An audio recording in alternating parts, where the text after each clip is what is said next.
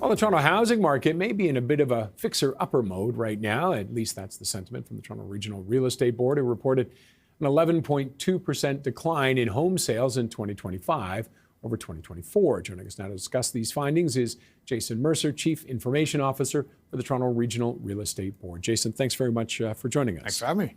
Yeah, the numbers concerning, and any indicators what's driving this right now?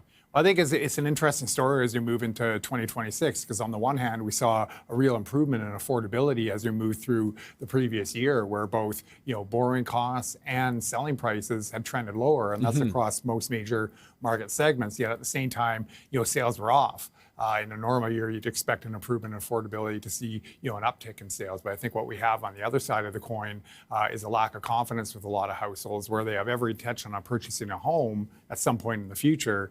But they're looking at, you mentioned the trade relationship in your introduction, and also, roads that we may travel to mitigate that. But there's still some uncertainty. So I think there's a lot of households that are just sort of waiting to see what their economic fortunes look like, what their job situation looks like as we move through 2026.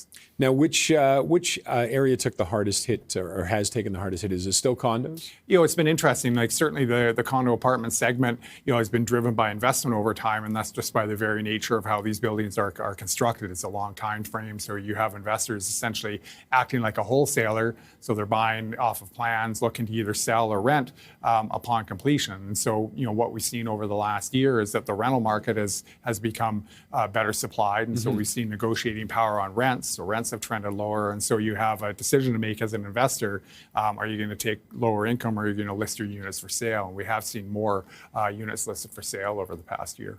And I mean, that's the market for young people wanting to get in. Are they starting to take the bite at all, or are they, like everyone else, just kind of sitting and waiting to see what unfolds? Yeah, I think certainly from a first-time buyer perspective, that could be a segment that drives recovery as we move through 2026. Obviously, they're very interest rate sensitive. They don't have the equity built up in multiple homes over time, and so they're really sort of considering that monthly payment as key. And so with affordability improved, if they're looking at, their employment situation and saying, I'm feeling more solid, maybe we see better news on the trade front or what have you as we move through 2026, that could definitely be a driver of growth.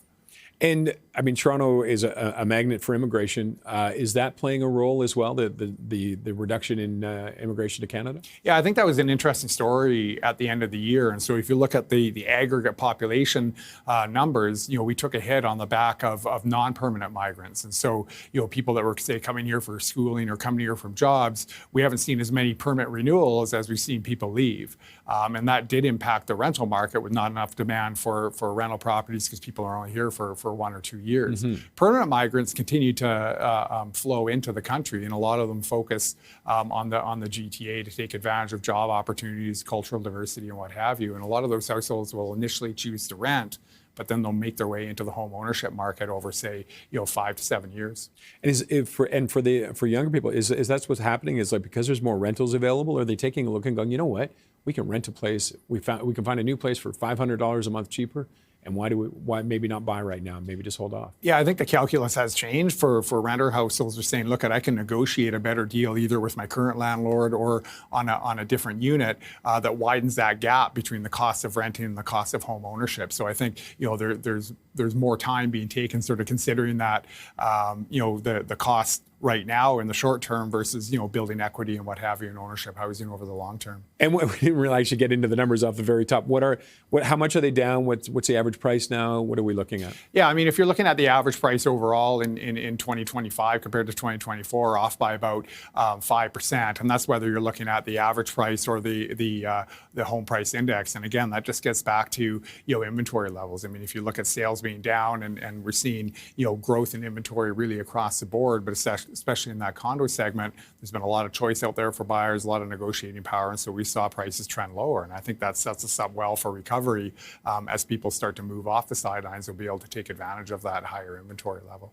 And how, I don't know if you can talk to it or not. How is it comparing to other parts of the country?